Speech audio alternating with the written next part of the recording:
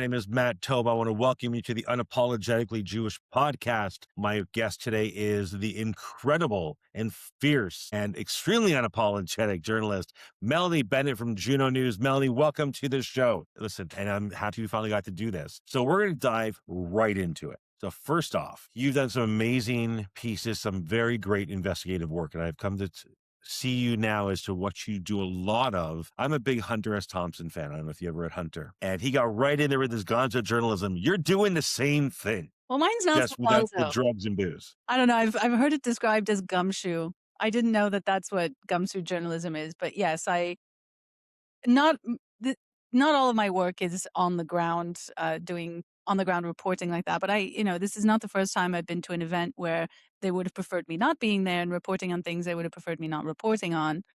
Most of the time, it's desk research or talking. I talk to a lot of people. I've developed a pretty large circle over the years of For a change, I miss real journalism as opposed to the opinion journalism we have now. So let's go to your most recent. You've been doing a lot of commentary recently. Your stories coming out have been really based around the last 2 weeks or so, where you were attending the MAC conference in Toronto. And we'll start off, if you don't know what the MAC conference was, it was the Muslim Association of Canada's conference, where they brought in speakers from around the world, as well as within Canada, the United States, some of which were turned around by customs when they reached Canada. Others were not, and they were welcomed in, which were just as bad. And you saw a lot of those speakers as well. So, Melanie, you were at that conference. You went in, I would call it cosplay. You attended the conference. And I want to start off with, what was your experience when you first walked into this conference at a city-run property? It was very comfortable. I never felt out of place, not welcome. I didn't even feel noticed, if I'm going to be really honest. That's amazing. So and different from what you find when you go to a Jewish event. There's a lot more security, and this is just, they weren't expecting anything. So Yes, knowing what even happened. though people at some Jewish events, even though, so the anti-Zionism conference recently from Tafsik, even though the people at the desk know who I am, I still had to show my ID, right? None of that at the MAC conference. And how attended do you think it was? But they were parallel, so I Right. could go to every. Wow. Okay. And so how did you choose which part of the conference, the sessions you wanted to go to? How like that? Because there's a lot. I have trouble going that on a normal day when I'm going to an event. How do you pick and choose which ones you're doing here? Guest. I mean, I that's the best that you could do. I mean, like, listen, there's things that I'm more interested in anyway. I've been following Brotherhood ideology for a while, including following different people who are aligned with the Muslim Brotherhood here in Canada, or who would say themselves that they are fans of the movement. So I had a fair idea of what I was wanting to listen to.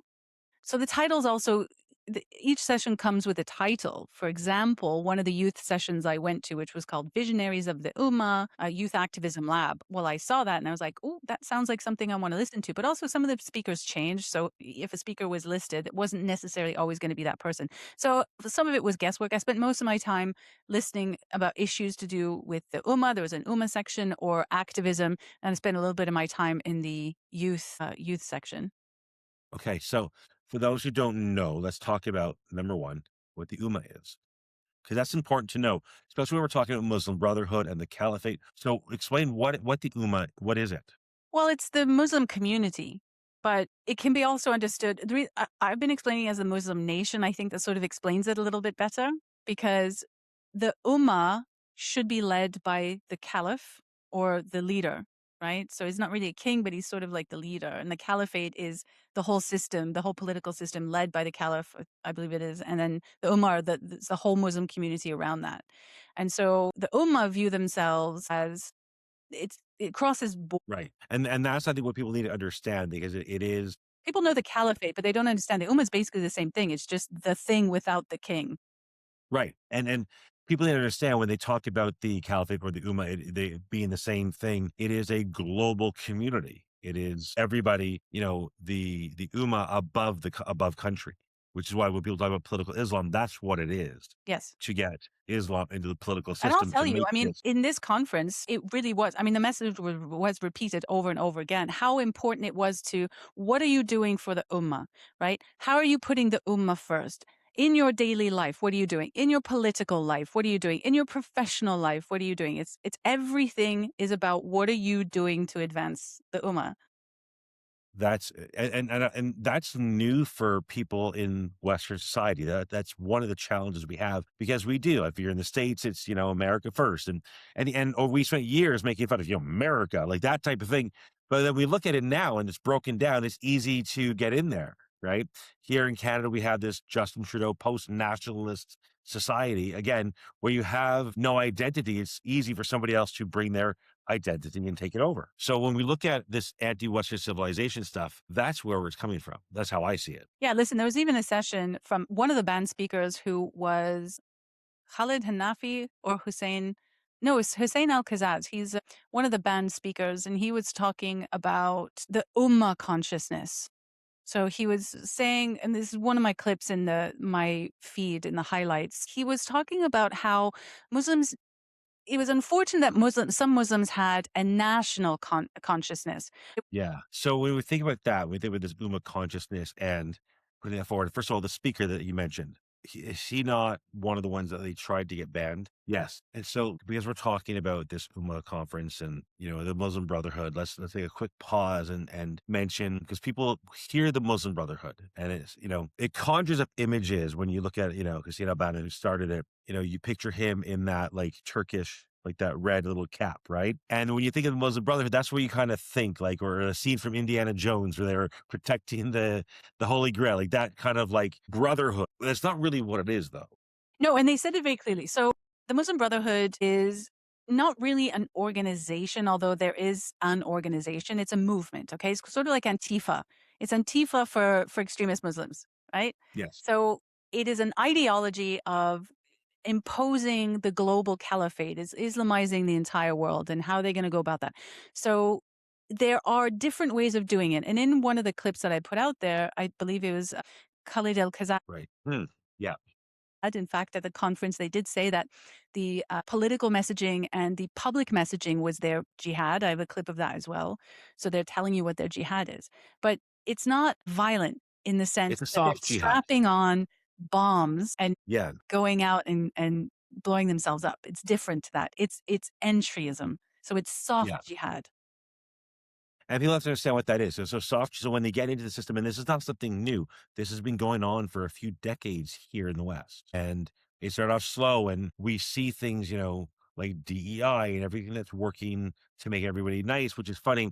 It's actually being more polarizing That than it's so by the way, that what you're talking about, the social justice movement, the DEI, the leftist word speech oppression, freedom, liberty, all this. So that's the pathway that they've been very successful. So I'm glad that you brought that up.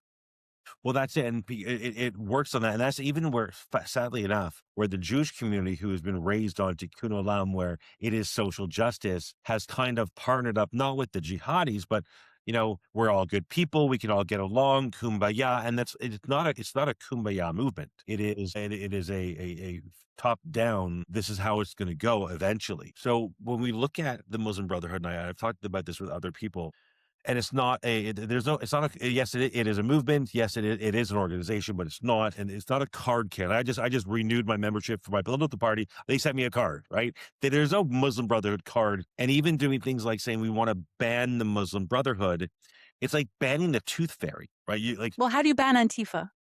Right. But you can ban, with something like this, with the Brotherhood and the ideology of the Brotherhood, you can ban access. So banning access is educating leaders. What's that? And kind of funding, but we have to educate everybody there. And that's part of the problem. We need to be the educators, and there are very few of us who do this type of work where we're educating them and then taking it to them to explain it. And I've had conversations with MPs and MPPs before where I say, listen, I'm going to sound like I'm wearing a tinfoil hat already, but this is because you don't understand it, Yep. right? Well, Like they rely it's on that too. They rely on the fact that people think it's a conspiracy theory and yeah. that it's crazy, and they will play off of that, right? Well, One so thing that look as much as going, with you being there at this Well, that's why it's conference. important for me to go there and clip these things and explain it to people as much as possible, and I'm hoping that some reports will come out of this that explains it to people further, because all of the things that we're talking about, they're saying that throughout the entire 3 days. They're just doing it in a language that on the surface, if you're not listening carefully, you can miss. But other times they're a bit more explicit. I wanted to add something here when we're talking about designations and things like that. Yes. Yeah. Extremist organization. Now, the extremist organization, so a terrorist organization, they are not allowed to operate, and they will be sanctioned in some way if they do any activity, and they're found to be doing it. In Canada is the same. But an extremist organization, which I would love Canadian politicians to look into, whether it's Islamist or far leftist groups and so on and so forth, they can still operate, but they have to Mhm. be closely monitored. They cannot take funding, and they cannot the people working for those organizations also, I believe, cannot work in public service in any way, shape, or form. So there's very strong restrictions. So they can operate, but they have to prove that they can operate within certain boundaries and guidelines. I think that's a really interesting model for something like this. Do you think that could be brought into Canada the way we're going now? There's okay. Definitely is. And I think that's the challenge we have is how do we get people to understand what you've done is amazing, where you've been able to clip it, video it, see what they're saying, hear what they're saying, because it is so again, it sounds loud, it sounds great. We need to ban the brotherhood. Listen, if they were an organization that they could ban, they would pop up in 3 days with the Muslim sisterhood. Like it's so simple to do, but it's again, education, I think, is the biggest part of this. And that's where what you're doing is so important. So when you look, In 2014, which is not that long ago, okay, the Globe and Mail, our legendary, premier news organization, ran an article about Khalid El-Kazaz of CMPAC, who is in my clip promoting the Muslim Brotherhood to the kids in that youth session that had the Jew free in it. right, He'd come back from Mohammed Morsi's Egypt. Mohammed Morsi had been deposed in Egypt, and Khalid mhm, El-Kazaz had been imprisoned afterwards because he was, I think, the foreign advisor to yeah, the Muslim Brotherhood Party, Mohammed Morsi being the Freedom and Justice Mother Brotherhood, Muslim Brotherhood Party. So while that was going on, Khalid El-Kazaz ended up coming back to Canada, and the Globe and Mail wrote an article about Al-Kazaz and his links to that party. And even in that article, the journalist said, while Al-Kazaz says that he's not part of the Brotherhood, right. one in particular, because of people are aware of how litigious it is. But now, so people are not aware. That's kind of what I'm saying. Now, I spent most of my life in the UK. This is a topic that is understood in the UK. If you mention the Muslim Brotherhood, people may not necessarily know the finer details, but they understand what that is. In Canada, people have no idea. And under that veil of fear, of silence, of litigiousness, no press, so on and so forth, that's been allowed to flourish quietly.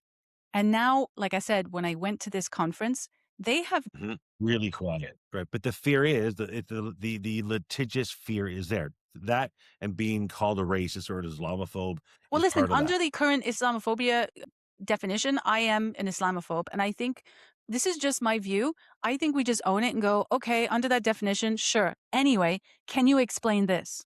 Can you Right. explain this? Can you explain why in a youth session for the perfect Ummah, the young kids were saying that they wanted it to be Jew free? Can we explain that? So, sure, I'm an Islamophobe, but anyway, can you explain this?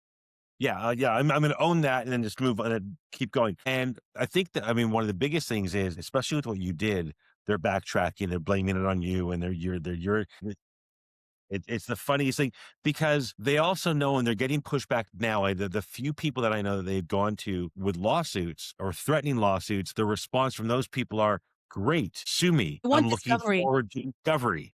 I want it. I think they've learned that the ones who are pushing them back are the ones who also know what will happen if there's a lawsuit. We're looking for discovery. Yeah, and that's really what we want. We need discovery, and that's where they're going to back off, right? Because getting discovery is the biggest thing that we need. So when you went there, you did this conference, you walked away with hours of footage that you're slowly bringing out. How do you think this from here now moves forward? Like the Jew free is what we're focusing on. I mean, that's been the big thing that everyone's talking about. But really, the whole conference wasn't just about the Jews, right? However, the Jews are the ones who are standing up because we understand it, we know it, and the few who have been, and not even all Jews, Virulent like I, against Jews, but the problem is also anti-Western. So one of the right, things that didn't get as much attention, which is actually more worrying, as we were talking about the Ummah consciousness, but also part of that is reject nation consciousness. And there were multiple times in this conference where the speakers were very clear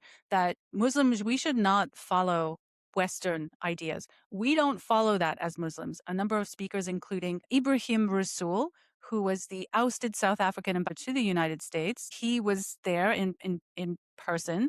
And also Anas Al-Takriti, who he himself has two organizations which have been designated as terrorist organizations in other countries. He's from the Britain. He was not allowed in. They were both talking about the idea of integration and what that means for Muslims. Okay. Now, they had a bit of a disagreement after a discussion on the 4 R's of Islam. You can go read or listen to that. I'm not going to go into the detail, but one of the questions from the crowd came out: how do we infiltrate the Western wolves? That was a question from a youth in the crowd. How do we infiltrate the Western wolves? And so that brought up a discussion, not about infiltrating the West. The discussion was, let's talk about the word infiltrate. Do you mean integrate? Well, I believe Ibrahim Rasool said, yes, you should integrate, but never assimilate. Right. Answer ideas. That's kind of the sentiment that they were saying. So it's very, very concerning, right? Two people with very extremist ideologies, some of which has been designated as terrorism for very good reasons. You could read up about that, telling Western Muslims or Canadian Muslims, yeah, definitely don't integrate or assimilate. Which is where we're seeing now. There's that big difference. If people like yourself don't get word out and start pushing this narrative of what's happening, where do you see this going in 5 years? My opinion is look at the UK. Right. Look at people being arrested for social media posts. Look at the fact that whole part, and another one might even be like a new sectarian Islamist party, right? Gaining seats, right? So it's impossible to predict, but I don't realize that Canadians understand how advanced this is and where we're going. So when you look at the UK and you go, oh my God, that's crazy. Well, we're heading in the exact same direction. Well, I look at that and how I look at things are, the bills. I call, the alphabet bills, all the C bills coming out right now. I push back against all of them. I'm a big absolutist. If you want to call me dirty names and you Jew, kike, blah, blah, go ahead. Just be prepared. Advocate for Bill C9 is going to protect you. Forget about it. It's actually going to protect them because they are going to use it against you immediately and you are going to lose. And so I think people need to be very careful what they advocate for. And I think they should be advocating for proper Western liberalism, freedom of Yes. speech, equality under the law, getting rid of these like socialist policies that we've got. That's my opinion. Well, and I wholeheartedly agree with you. I push back on Bill C9 especially because I play things out. I try to figure out what's it going to look like in 10 years if the political winds shift so far left and the Islamists take over more. Well, think about How how they they can turn it around against you. You have to think about Well, that. that's it. And I actually did that where I was able to, starts here, goes to here, and all of a sudden wearing a Star of David is now a terrorist symbol. And I played it out quickly how it was. And somebody said to me, Matt, you're overdoing it. That's ridiculous. I'm like, okay, fine. Let me tone it down then. Imagine being round up from your home and put in cattle cars and then cataloged and put into a death camp. That sounds crazy. But what I said is like could never happen. Like, we're just in a new world of it and how they're going about doing it. So all these things that are so authoritarian come back at us. And I also look at it where from who's influencing these laws, right? There's a lot of influence on the inside.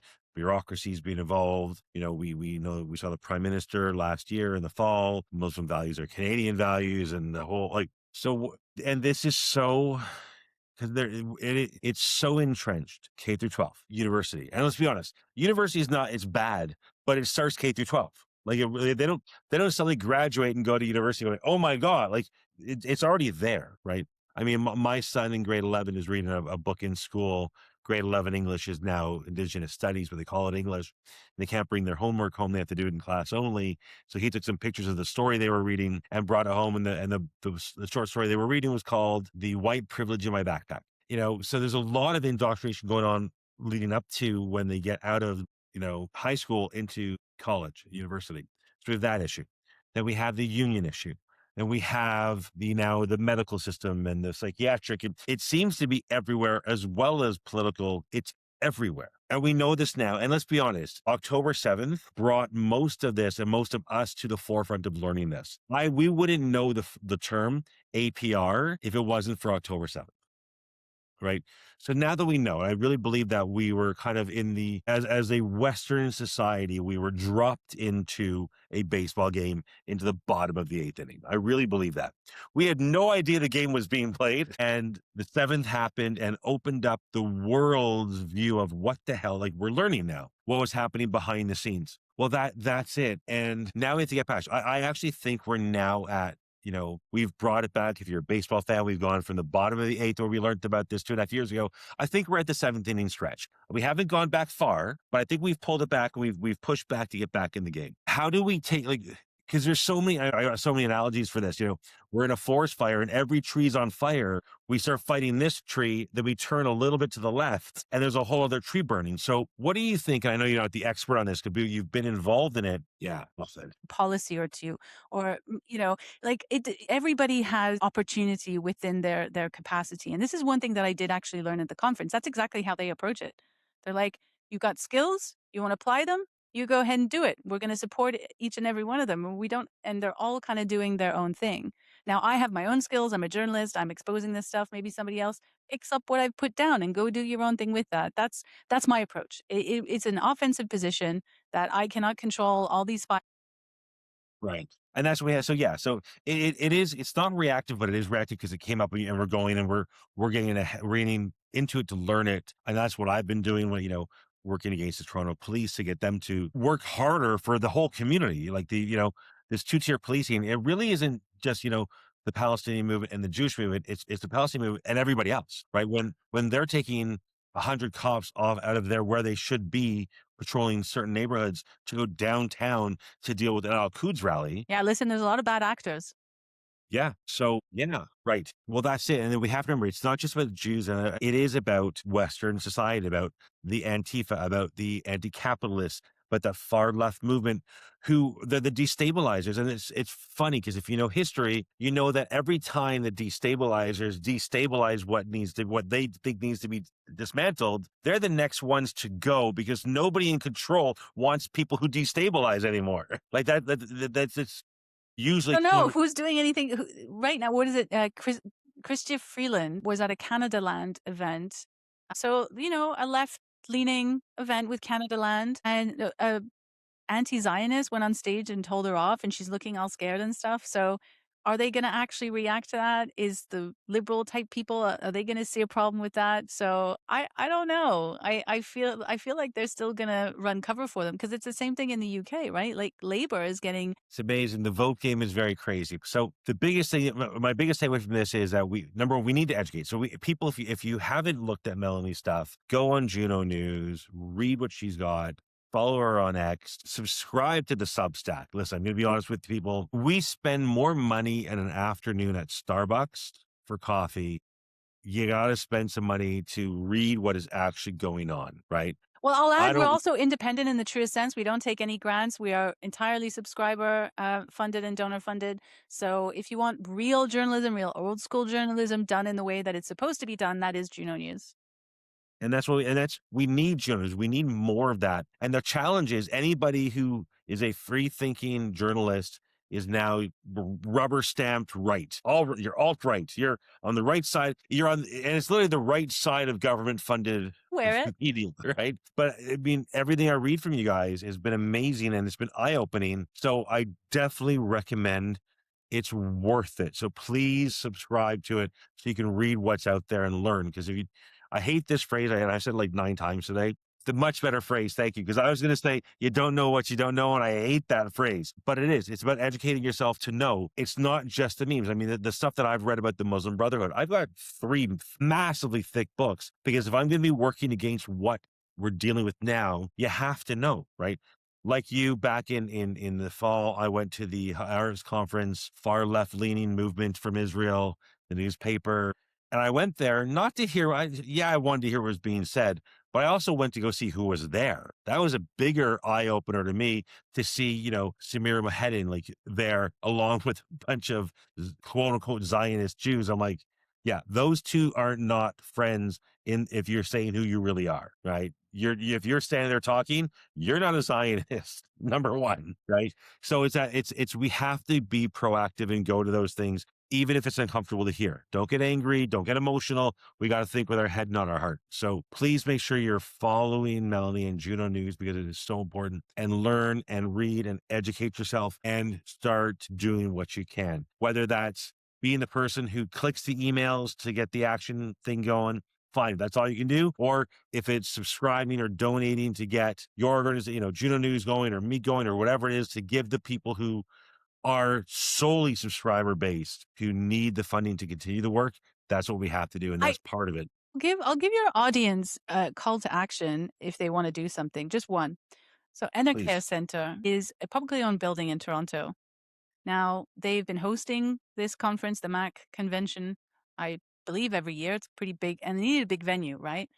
So one thing that you can do is write letters to the city of Toronto, send them clips it's all on Twitter. You can access it. Send them clips of what went on in the event. Yeah. And I know we tried beforehand, but it didn't go anywhere. And then you have to look at who the board of governors are. I don't know if you looked at the board of governors for that location. So the board of governors from the city are Amber Morley, Asma Malik, I think it's Gord Perks, I believe. So you've got a handful of the city councilors who are not, they're all for this, right?